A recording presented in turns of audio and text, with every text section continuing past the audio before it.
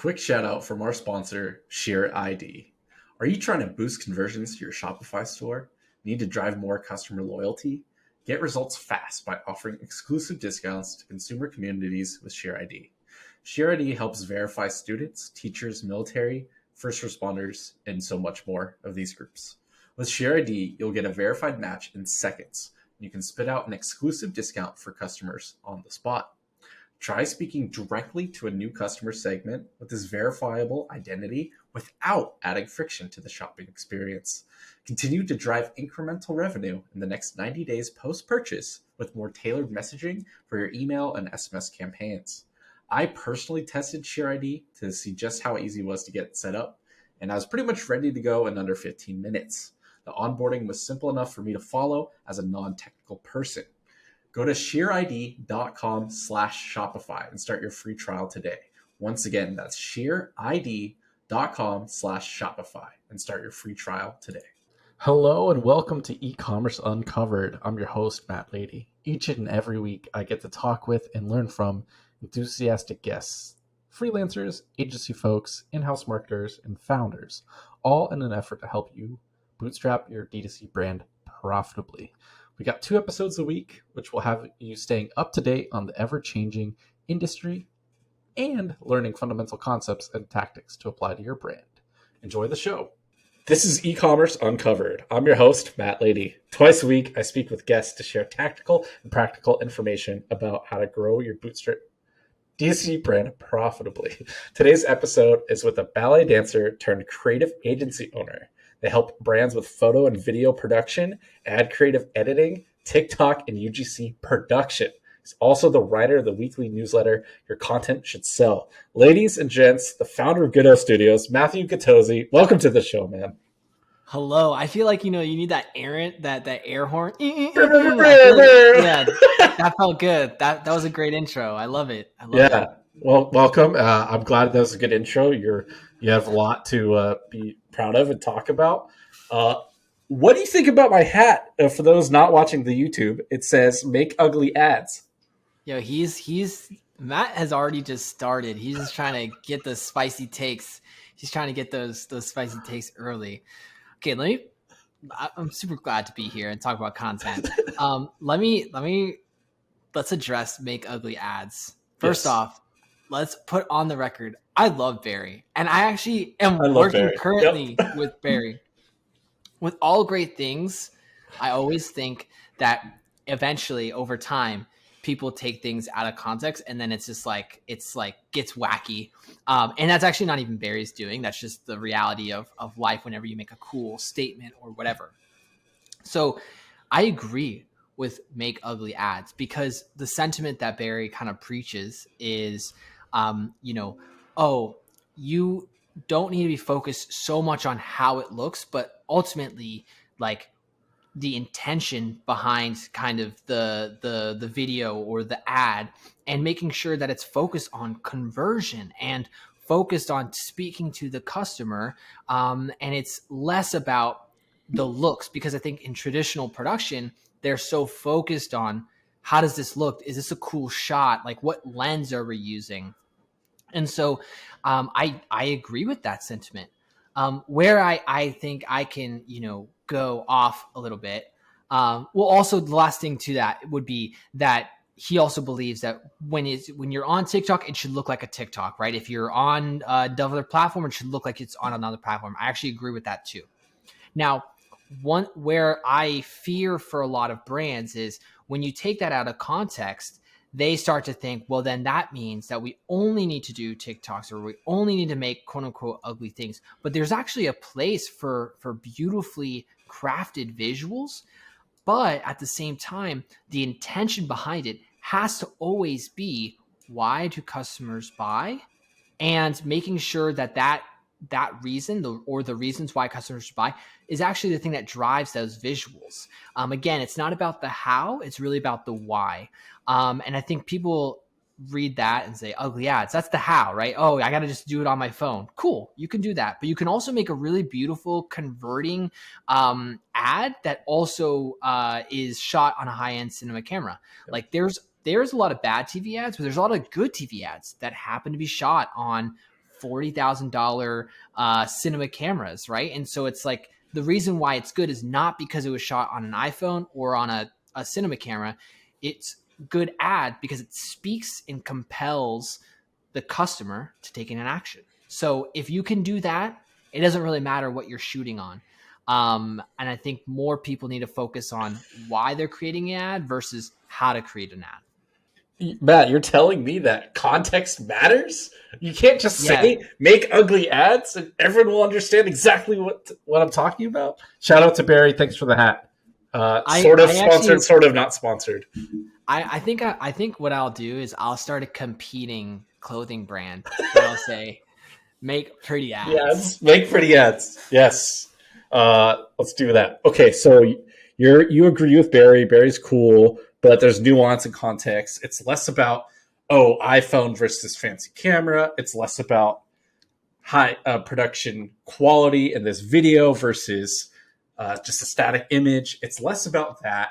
It's more about the intention, the process, and how your brand speaks to the customers. What you're trying to portray with this Instagram photo or this TikTok ad or this new photo for your website. It's more thinking about that and planning ahead, doing your research and knowing how that should be filtered through your brand's voice to your customers. Yes, everything should be cohesive, right? So whether a customer or a viewer sees an ad, sees a TikTok, goes onto your website, the messaging should be cohesive. Like how we're speaking to the customer, that should be like the same, right? Like why should you buy this product or not, right? And like kind of how you're talking to them and why you're talking to them should really be the same. Now, depending on the platform, that's going to look very differently, right? Like on TikTok, you might have more of a conversation, you might have more of a funny video, right? But like ultimately at the end of the day, the reason why you're creating that video should be the same reason why you're creating this beautiful imagery on your website. So there's a case in point, or there's a place for the high-end stuff, but there's also just as much of a place for, kind of the lo-fi type of stuff. And the way we think about it at Gattozzi Studios is, or the reason even why you would even work with us is because we can do all of those things, we will make sure that whenever you're doing a high-end production or TikTok, the intention behind what the video or photo is will be cohesive throughout your whole brand experience. And that's where we kind of get into kind of establishing a visual brand. Like, what does that mean? Like, how can people recognize you as a brand with your content? And we want to really focus on building that visual brand through cohesiveness of messaging and intention. Not, we shoot everything on the same camera, or we shoot everything in the same style, or this or that. Two things. Get you an agency that can do both high end and low end. That's Gattozzi Studios. Second of all, you're saying message is more important to nail down, and then being able to adjust that message to the right medium, if it's YouTube or TikTok or Instagram or an email or on your site. And I'm just going to want to add, it probably also depends on what the actual product is that you're selling. Yes. And the price point and the tone of voice and which demographic you're speaking to. Like, there's actually a few more factors. It's not like this or that. There's probably this, that, and 5 other reasons, right? Yeah, and I think too, like, you really have to. That's where like everybody's situation, everybody's brand is a little bit different. Of course, there's going to be a lot of like principles that you can speak to, or that will, be true for a lot of brands. But then a lot of times it's like, yeah, depending on your industry, it's going to be a little bit different. So skincare is going to be a little different than, apparel, and how you would shoot that is very different as well. So I think it's a case by case basis. So whenever, you are looking into, I need a creative partner, you really want to make sure that the creative partner that you are working with is willing to ask those questions to go deeper. That's when you can kind of tell who's good and who's great. The great ones are asking the right questions to kind of uncover like what your brand is about and what makes you stand out, so that those visuals can be crafted for you as a brand. So they're asking the questions. They're not just saying, cool, send us your product. We got our playbook. We got our template. We're just going to make sure we check the boxes and then edit them and send it back to you. Like, it's not that simple most of the time. No, that's a really great point. I think like I definitely empathize for people who are like just starting out with their brands. And it's, again, very easy to like look and say, okay, wow, like this is what people are doing. That's what I need to do. But before you jump into, because those people are doing it, I'm doing it, there's a few things that you should think about. One is you have limited resources. So like you have to be really like sure of like what you're doing, but ultimately like why you're doing it. Like you shouldn't do it because somebody else just did it. Like you should really figure out, does this really fit into my strategy as I'm trying to build my brand? So be careful. That's just like best way of like when you're looking at quote unquote best practices, like, is that the same brand? Like, should we even be comparing that? Like, should you be segmenting your list? I mean, I've got a list of 1,000 versus like 30,000, right? So it's like two different games that we're playing. So be very careful with that. But then the second thing is like, you can kind of not set trends, but like you can stand out at a small scale too. So take, for example, 3 reasons why. That's a common video a lot of people have done. I've done that video too. So, I'm not saying that like don't, but the thing is well, the beauty of that video is because we're listing out 3 core reasons why a customer should buy. So instead of doing that same exact hook in video, switch it up a little bit. Maybe the hook is really like, wow, like I've been looking for this product for so long and I finally found it. Here are 3 reasons why, you should try it out yourself.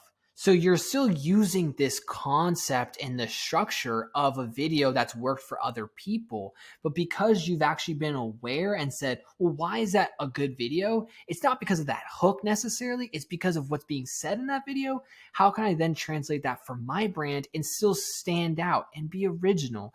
And so again, like you just have to be careful, because I think a lot of smaller brands see bigger brands, doing these things and they say, I'm going to copy one for one. And the reason why it worked was, again, not the how, but the reasons behind it.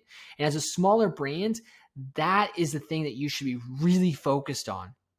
Do the ingredients matter? Maybe you think it matters, but maybe the audience actually doesn't care. Maybe they do, right? So as a smaller brand, focus more on the messaging, how you speak to customers, talk to your customers, ask them why they're buying this product. That will help you become original. I think you can do it at a small scale, and it's better to kind of establish who you are and how you speak to customers now, so that as you scale up your production, you can also make sure that, again, everything is cohesive from the landing page to the ads to the organic and things like that. But be careful as you look at best practices, not to copy, but see it as inspiration. And then, just be aware of how that can translate for you as a brand. A quick reminder from our sponsor, ShareID. Find your next lifetime customers by providing verified discount codes based on occupation or life stage. Speak directly to veterans, students, teachers, first responders, and continue to tailor your messaging to them in the future with post-purchase emails and text messages. Make them feel seen with your brand by using ShareID to seamlessly verify their email in seconds during the purchase process. Go to shareid.com/Shopify and start your free trial today. No, and they have the team, the resources, the time, the budget, the support for all of that, right? So that is not you. You have yourself. And so going against what we were saying earlier, actually, you can trend follow much quicker. And so you can catch the wave and, ride that wave and like get on it quicker So you get that juice. Okay, cool. I don't have to create up my own original video for today. There's this trend. It makes sense for my brand. I'm just going to do this. Like, that's okay. You don't need this like groundbreaking trend setting thing, like, post per day. Yeah, definitely. And I think too, like, it's a good thing to look at other people. Like, what are other people doing? How can, I make this for my brands? So, please don't not take inspiration, like the beauty of steel, like an artist, right? Like you need to. And so you don't it's a lot of times, especially when you don't have a lot of time, analysis paralysis. Well, what do I do? Right. I don't know how to be original. Okay. Learn how to create content, learn how to make ads from other people. But eventually you always have to be, even though you're, looking for inspiration, you always have to kind of have that hat on of, well, why is this working? Really digging into breaking down, well, what about this content works? Why is this trending? Why do people care about this? And start to learn that stuff so that eventually you can kind of take your training wheels off and say, well, us as a brand, we know what works for us, for our customers, for potential customers, and now we can create content that works. So, there's definitely stages to your journey when it comes to content creation. So don't feel afraid if you're at the beginning, but also just know that you should be training to understand how you can actually become original, become, somebody that's setting standards, because that's ultimately the goal, right? When you look at any brand that you like, the reason why you like them is because they are original. Like they didn't just copy somebody. They are doing something different. Like people are like love or hate Liquid Death, but like they're selling water. Literally the difference is content. That's 100% the difference. There's nothing great about their product.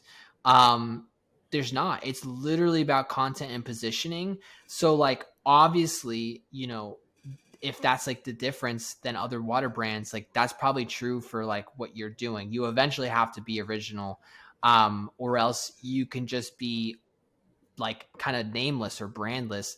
But like you didn't start a brand to be like, not unique. I think that's the thing, is like you created a brand because you wanted to create something that's different, unique in this world. So make sure that your content is unique, and not to the point where it's too artistic that people don't understand it, but like, to the point where you stand out and people can be attracted to that. Liquid Death is the perfect, Yeah, example of that. it's water. It's water. It's the simplest form. Everyone needs to drink water. Why would you spend more money on this can of water versus a bottle or versus anything else? Like you said, it's creative, it's messaging. So we jumped the first part of this episode. We jumped right into content, message, medium. Let's pivot a little bit to how do then we back into a system and building process and operations that are sustainable. You're not just waking up every day saying, "All right, what am I gonna shoot and create today?" Or you're not starting from scratch every day. So how do we begin to help brands start to get some sort of simple system and process in place for not just ad creative, but your whole visual brand identity, like you've been mentioning? Yeah. So let's just talk about like kind of organic. There's a lot of like information about organic. So let me just say this right now on the record. Anybody that says you need to post 2 or 3 times a day on TikTok is wrong. That is actually untrue. Yes, that's untrue. TikTok has come out to say that that's not true. It's not what their algorithm is about.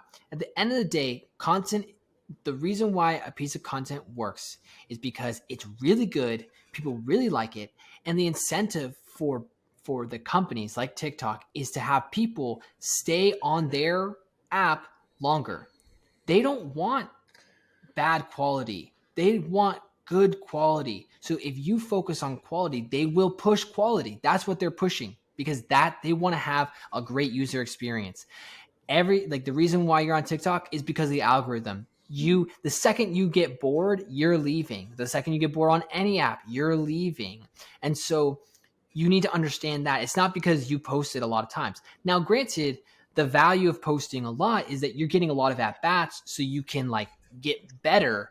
But like, if you're just starting out and you're thinking, oh man, I gotta post 2-3 times to be successful, that's untrue. And I think that is the issue that I have with a lot of people that say that as advice, because you're painting this picture that's unrealistic for honestly most people. I can't even do that myself. That takes a lot of time to be able to post 2 to 3 times a day. So I say all that because when you're thinking about how do I start, creating a content engine, as I like to put it, be realistic with how many things you can post. Can you post 10 times in the month? It will be more beneficial for you to post 10 times in the month and really well, and do that over a whole year, doing just 10 posts on TikTok organically, than if you did, a post every day for 30 days and then fell off for the rest of the year. Yep. So be realistic with your team. And if it's just you, be realistic with yourself and say, what can we create? Now you think about like how many pieces of content we want to create and focus on one channel. So if it's just TikTok, or if it's just, Instagram, whatever, figure out who your ideal customer is, where do they hang out? That's where you need to be creating. You have one platform, 1 or 2 platforms. You might cross post, but like 1 or 2 core platforms you're going to be working on. You figure out, we're going to post 10 times a day. Awesome. Then you say, who's going to be in charge of that? Who's going to be in charge of creating like the ideas, creating it, editing it, and posting it? Who is that? Maybe you are all 4 of those. Maybe you're 2 of those and somebody else is the other 2, or whatever. Come up with who's in charge of what. Then you come up with a plan. Okay, if we're going to post 10 times a day or a month, when will those posts be? And then how long does it take to make one post? Then work backwards. You start to just see it's a calculation of production. It's not like anything like wild. The more you plan this out, the easier it is to create, because you could say, okay, this week we only need to create 2 videos. Let's do it. You're not overwhelmed with how many videos or what am I going to create today? On Mondays, I shoot the content. On Tuesdays, I edit it. And then on Wednesdays and Friday, I post the video. Cool. Awesome. And you do that every week. So once you figure all that out, like that is the process. Now, where you are as a brand is you can turn that volume up or turn it down. And this process organically is also true for ads. If you're only testing 1 or 2 ads per week, like, okay, break that down. It's, 8 ads in a month. Can you create all 8 on the first week and then, test it out throughout the 4 weeks of the month? Like literally just work backwards is the best thing. And then once you know what you need to do, like how many ads or how many pieces of creative, and you're very, very focused on your channels, then you just say, okay, when do I allot some time to come up with the ideas? And then you just focus on coming up with the ideas, and then you focus on executing those ideas. It's a lot simpler if you break it down that way, and it's a lot less overwhelming, and you'd be surprised how much you can do.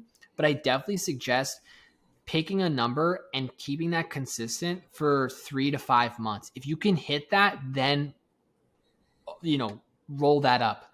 As a case study, if people don't believe me, is we are working with Half Day on their TikTok, and we are posting 12 times a month. 12 times a month. And we are seeing consistent growth. We've had some viral hits, which has been nice, but we're seeing consistent growth over 3 months, and their sales are going up and to the right. Other channels are becoming more efficient. They are taking that content that we're building for organic and also placing that as ads. We're doing a really great job, and we're doing everything that all the gurus say not to do.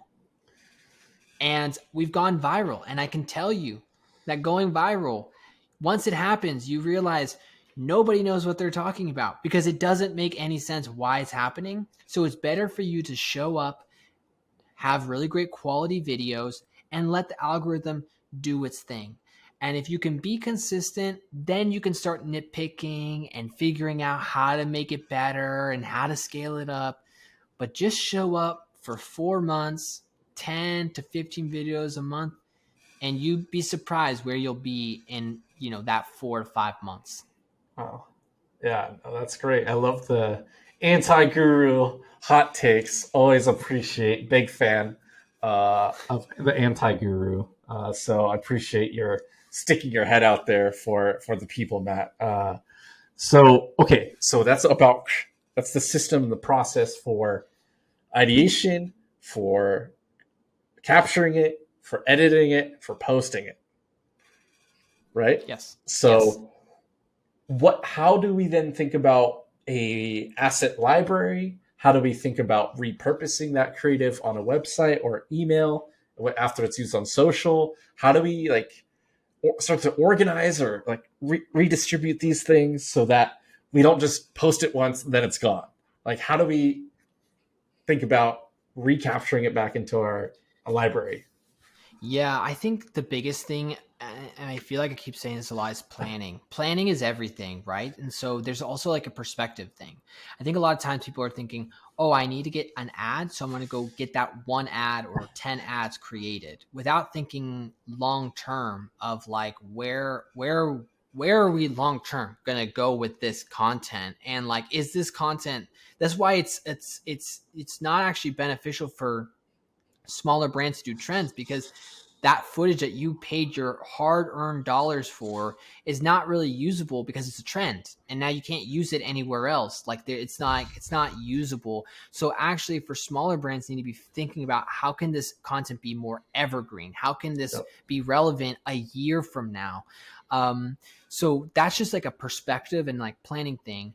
And then, the other part to that is that when you're thinking about, oh, I need content, take a step back and say, where else do I need content? Like, people are like, well, why should I spend a lot of money on photos? Well, because a photo can become like a graphic, and you can iterate a graphic like 20, 30, 40 times. So like, that one photo is priceless.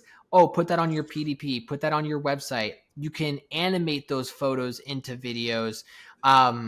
You can put that on a billboard. You can put that, like on a side of a truck. That one photo is going the distance. But if you're one piece of trending, TikTok footage, it's cool and it works, but then it doesn't last like longer than 2 weeks. And now you're on this rat race to get content. So I really think that brands need to focus, especially when you're younger of a brand, to think about, hey, before we go and purchase this content to be created, let's actually think about all the areas that we would need this content. And you can start to see that a lot of this other content could be overlapped, whether it's on text, SMS, email, things like that. So just be really aware of that. And then that will help you, because then you're going to say, well, instead of doing that trending video, let's actually get a video that's more of a testimonial, that has a lot of B-roll showing off my product, because then I can cut that up and edit that 10, 20 times over, right? Like, with just different, words, messaging, and things like that. And so I think brands just need to think, before you jump on to buying some, cool content, think about everywhere it can go. And to be honest, you'll actually save money by doing some more, like, either not bulk, but like by doing maybe like a larger purchase. It might feel a little bit scarier, but it's actually probably more beneficial than getting a lot of cheaper content. It's cheaper for a reason. And so you just have to be careful with that, especially as a younger brand, because I've seen a lot of brands get burned by some of these cheaper options, and it's not really usable after that. And so they end up spending more money. So it's something to be aware of, especially as you're younger out. That's great. That's really good.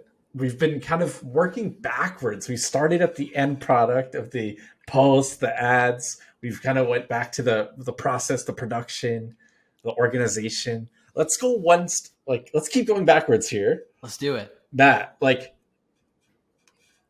what I'm going to ask you Interesting question. If a brand can't hire you to do it for them, but they do want to hire you for an hour for a creative consult or an audit sort of thing, Yeah. like where are you starting so that then they can take it the rest of the way from the first parts of the episode?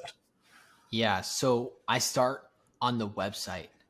The website is ultimately where they're going, right? So that is the place that you own. That is so huge, right? So whenever I audit a brand, I'm looking at their website. What's the messaging there? What's the imagery there? Any of that stuff. Like I'm just really focused on like the whole kind of experience there. Because ultimately, anything else that comes out of that, it should, again, like I said in the past, be cohesive. So I could say, do these things for, your videos for your TikTok, but then like it has no connection to what's actually being said on the website, right? So it's like, that's like, it would be off. Start in the website, go there, thinking about, if they have landing pages, maybe if you're a smaller brand, you don't have a landing page, and that's okay. But like just thinking about like, where am I taking, I'm trying to grab attention and bring it to my site. Then from there, I start to look at their organic channels. What is happening there? I think that like there's a lot of value in the organic channels, and I don't think that it gets enough love, because that's, again, a really great way to test your messaging, test positioning. You might have, let's say, a really cool ingredient. Let's say you're in skincare, you got a certain ingredient like hyaluronic acid. A lot of people have hyaluronic acid, but how do you talk about that? You could test that out a few different ways to make it playful, maybe a little bit more serious. Like, where do you want to go with it? Like, organic can be your sandbox. So I love to look at what the brand is doing and how are they talking about their products and things like that. Then lastly, I actually get to the ads, because my thought process is this: if it's working on organic, paid should really just be fuel to the fire, right? So you're just it's an extension. It should already be a good video, good messaging, all that stuff. Like, the reason why it's a good ad is not because you put thousands of dollars behind it. It's a good ad because it's a good piece of creative. And if you're doing a really great job on your organic, that means you can just crush paid. And so that's why I look at all those different channels first before I actually jump into the ads account, and look at, what's the average view duration percentage. So how long are people watching it? 50%, 20%, 80%. So I'm looking at trying to get signals of like, are these videos engaging to them or not? If they are, let's figure out why. Is it bringing in, clicks? So, okay, compelling ad, a lot of people are watching it, but do they feel compelled to click? Like, what's missing there? Like, we need to make sure that there's an action that's being taken. And then I'm looking at, of course, like, how can we capture their attention too? So hook rates, things like that.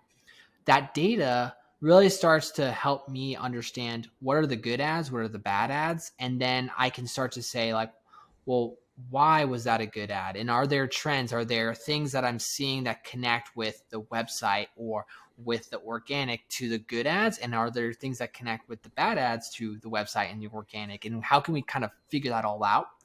And then I can make the suggestions on, and honestly, I would only really make suggestions on messaging, how to say these things, and then even push the brand to say, what are the things that we're missing, that we're not being said? You think you're reaching a male audience, but really you need to be reaching the girlfriend who's actually buying this product for the brand. And are we actually creating like content for the girl and the girlfriend or the partner or the wife versus just to the male? And so again, thinking about those things, like I push the brand to start to think about the positioning, the customer a little bit more.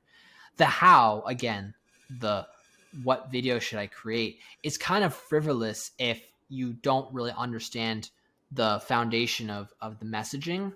So that's how I would audit a brand. That's how I do audit brands. And that's exactly the process from start to finish. That was a quick and dirty version of something that you normally pay hundreds or thousands of dollars for, people. So go ahead and take that last few minutes of Matt's audit, do it for yourself.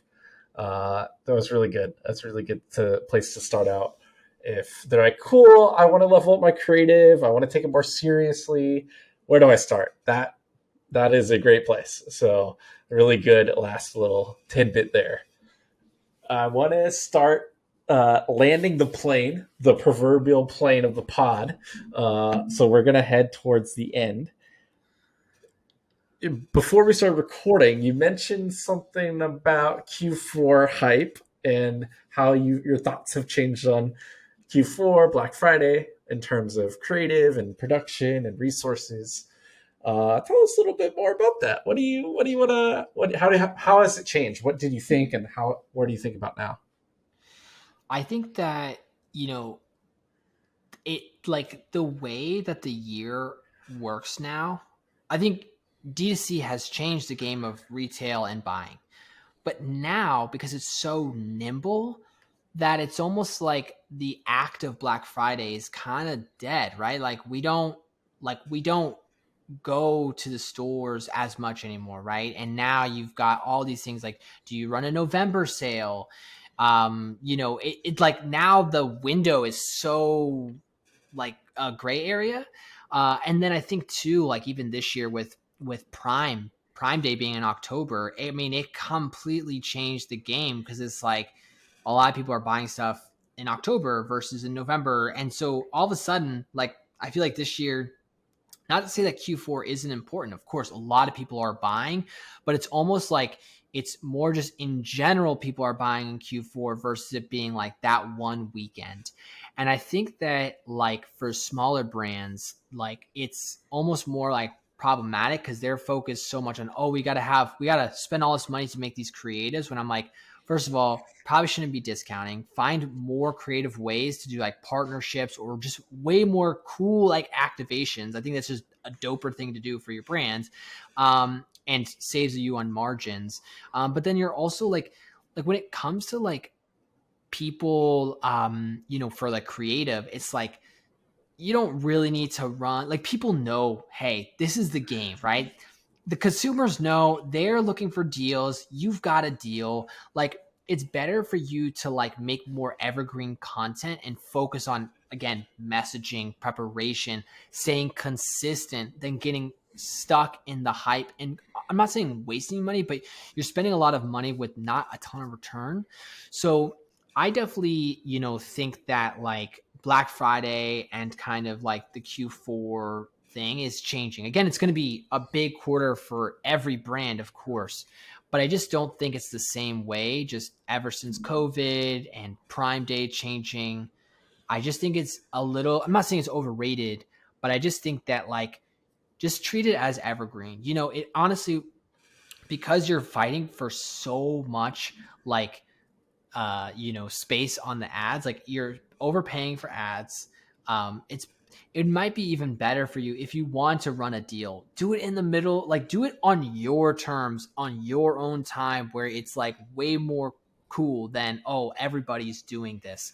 Or do partnerships or give out free gifts, like find new ways. And like I'm not a retention person, but I definitely think there's some really cool ideas that I've heard that I think is probably more valuable and you'll save a ton of money.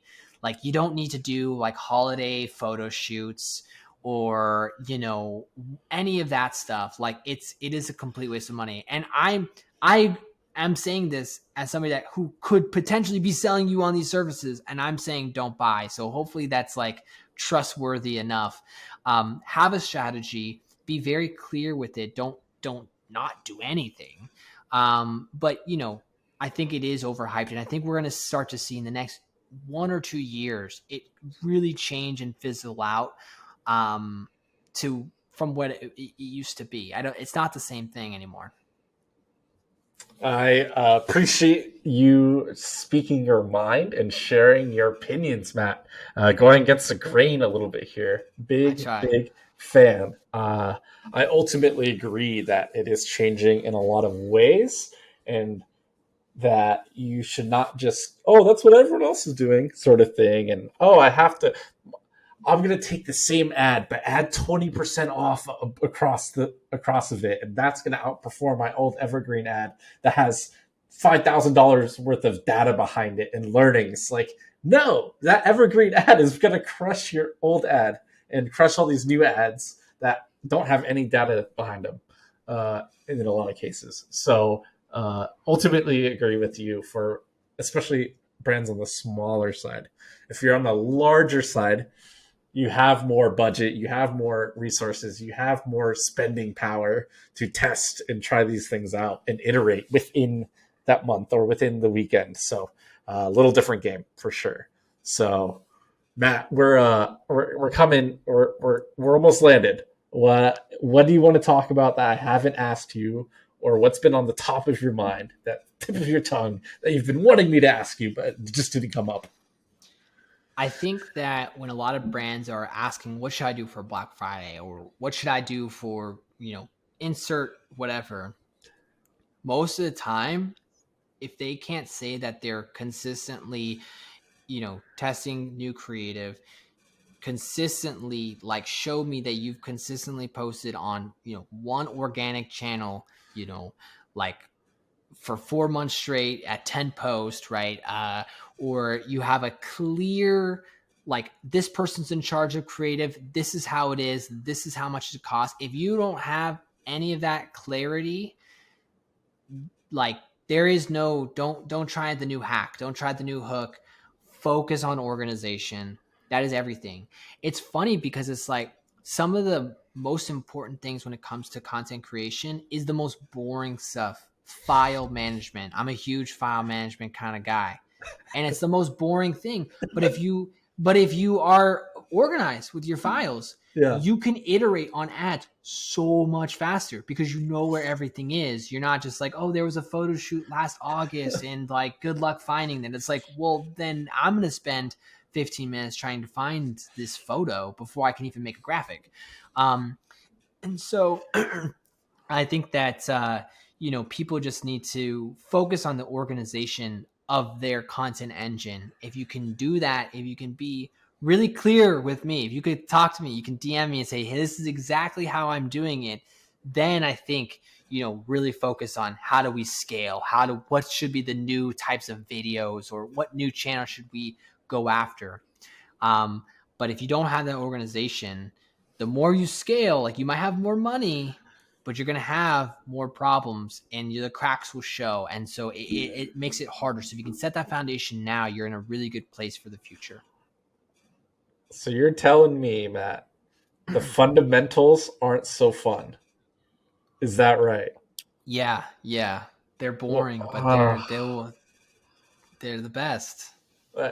They can't be called the boring dementals. So fundamentals. No, they can't. So a little bit of a oxymoron there. So focus on the fundamentals, get organized, get disciplined, stay consistent, get clarity, do it all yourself as much as you can.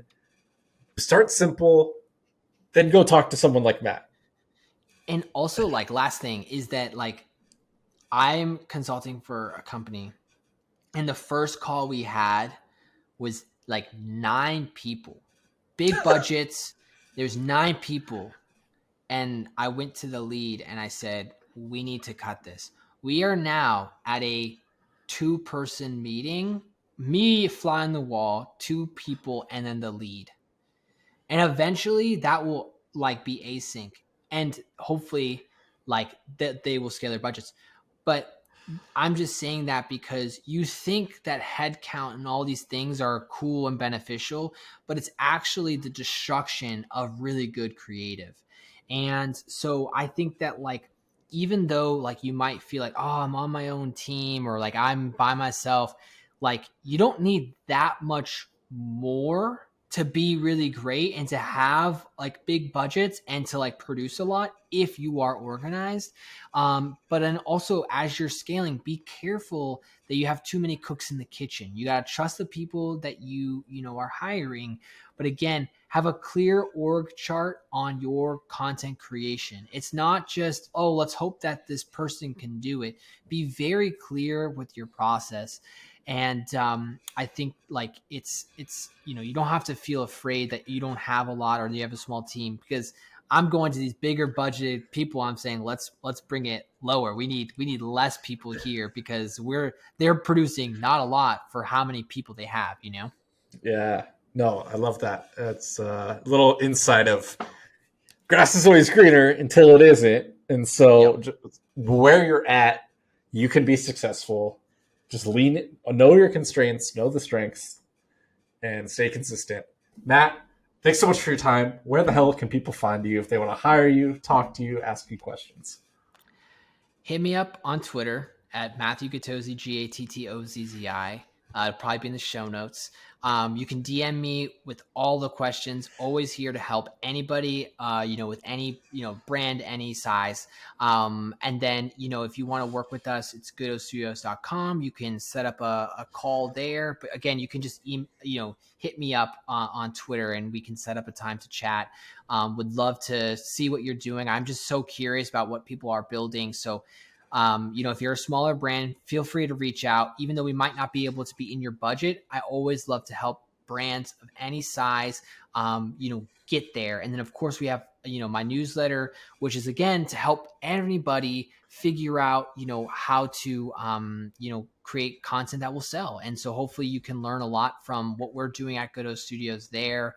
You can apply it to your brand. And then in time, when you guys have scaled up from all the amazing wisdom that hopefully I'm sharing, and you want to outsource it, you can come to us and we can take it to the moon.